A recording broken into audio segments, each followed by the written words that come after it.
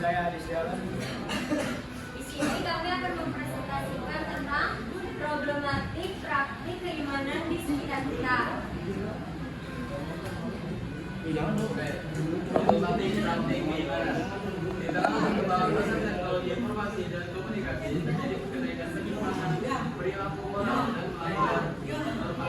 Kenaikan ini selalu berbanding lurus dengan kemajuan peradaban. Dalam kesimpulannya ketika moral dan agama seringkali melibatkan public figure yang dipercaya sebagai panutan atau role model atau penggerak.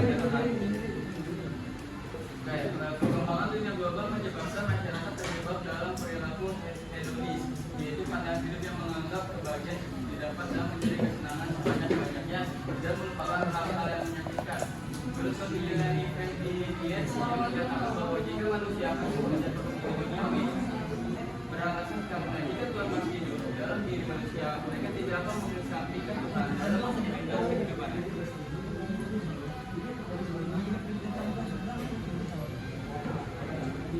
Problematik praktik keimanan.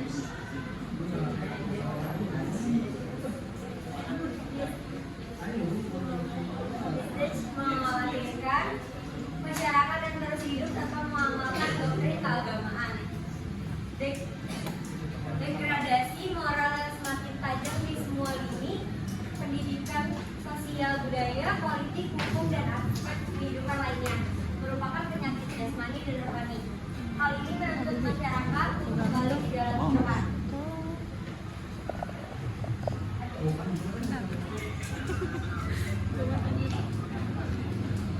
Hal ini senada dengan ulama yang menggunakan penelaahan dalam minat bagi akhlak yang meriwayatkan hadis dari Anas bin Malik radhiyallahu anhu yang berkata bahwa Rasulullah sallallahu alaihi wasallam bersabda, setiap mukmin dihadapkan pada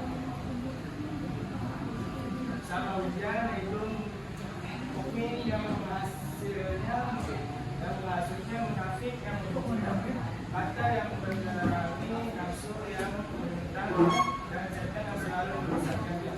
Hadis riwayat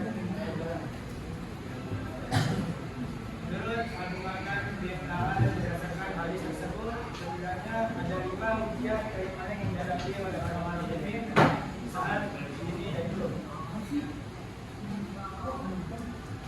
1. Mukmin yang saling mendengki. Kecenderungan masyarakat dan diri dan dengki melihat orang lain mendapatkan kenikmatan memicu sikap hasud.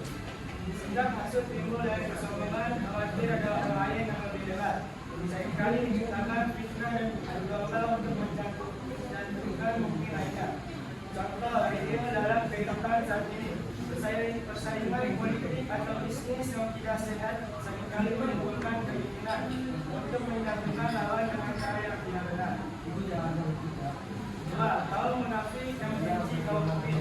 Orang munafik adalah orang yang bermuka dua, menampakkan wajah keislaman namun menunjukkan sifat kemusuhan. Orang munafik lebih berbahaya dari orang kafir. Pandai mengutarakan fakta bersifat bidah dan berdusta untuk mendapatkan kepentingannya. Contoh dalam kehidupan saat ini, berkembangnya permusuhan dan perpecahan di kalangan umat Islam disebabkan oleh adu domba yang menciptakan orang-orang munafik.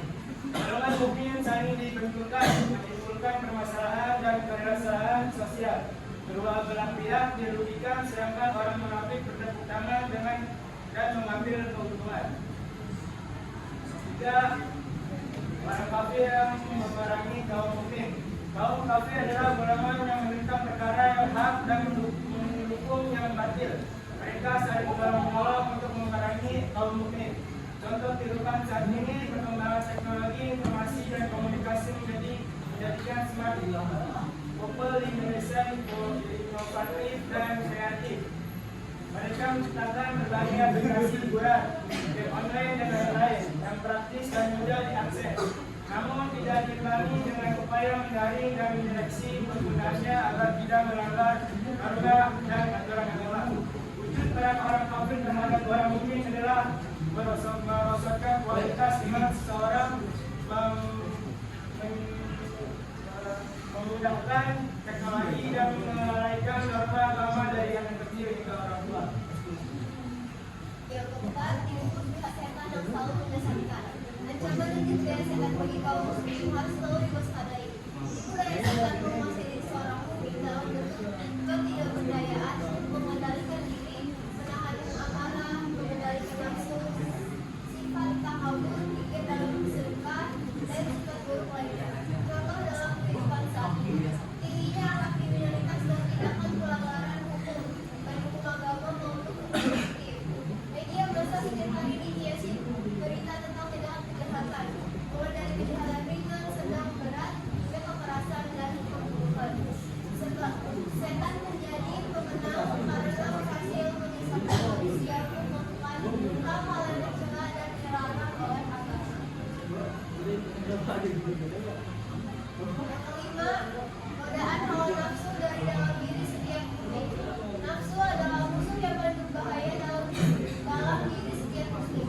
Jihad melawan nafsu lebih berat dan sulit daripada melawan musuh yang nyata. Siapapun dengan seragam pendidikan sosial, ekonomi, dan apapun sangat mungkin dikuasai hawa nafsu dan tidak berhasil memenangkan pertarungan. Musuh terberat seorang mukmin adalah nafsunya sendiri. Contoh dalam kehidupan saat ini adalah seorang mukmin yang telah menjadi istiqomah beribadah, berjamaah di masjid, berpuasa sunnah, bersedekah, menghindari maksiat, menyayangi yatim, dan melakukan hal-hal yang didikan agama sebagai implementasi keimanan. Jika mukmin tersebut tidak membuang godaan dan bisikan hawa nafsunya, dia budaya tersebut bisa dideteksi dan bahkan bertolak belakang, melakukan hal-hal yang dilarang oleh agama. Kesimpulan, di tengah gembala dunia modern ini, iman kita diuji dengan teknologi, kesenangan sesaat, dan godaan yang bisa orang berbohong. Baiklah, pada berhati jangan biarkan moral kita runtuh. Ingatlah dosa kita bersama orang lain, melainkan nafsu dalam diri sendiri. Mari kita jadikan iman sebagai bukan sekedar hiasan, lawan godaan, perkuat ibadah, dan jadilah pribadi yang lebih baik. Dengan begitu, kita tidak hanya selamat di dunia, tapi juga meraih kebaikan abadi. Bahagia pribadi. Jangan biarkan iman kita runtuh, tapi biarkan ia bersinar menerangi jalan hidup kita. Ada di sini ada yang mau bertanya?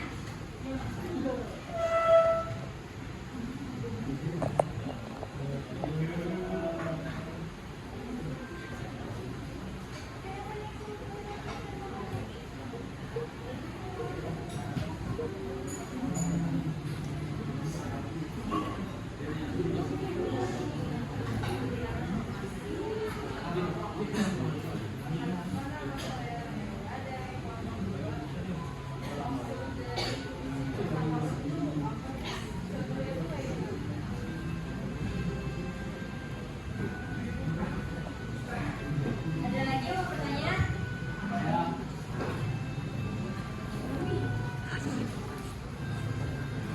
Kenapa orang munafik itu berbahaya?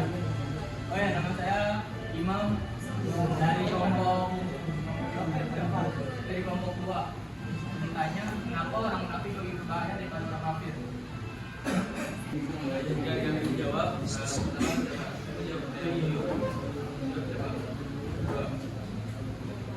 Oke, jadi sikap takabur itu sikap yang bangga sama diri sendiri, yang bangga berlebihan. Itu kayak dia menciptakan merasa dirinya lebih hebat dan lebih sempurna. Teman-temannya tadi ya.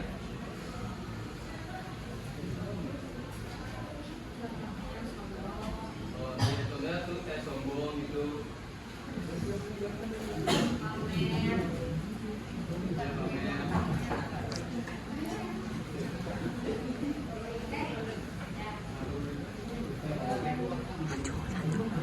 Dari jawaban Imam nih, kalau orang munafik itu lebih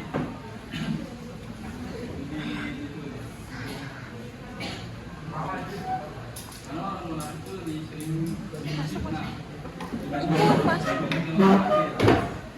Dia tuh yang membuat perpecahan dan ketidakpercayaan pada masyarakat, sehingga dia memiliki keharusan orang-orang lain. Kalau orang kafir kan itu lebih kayak diri sendirinya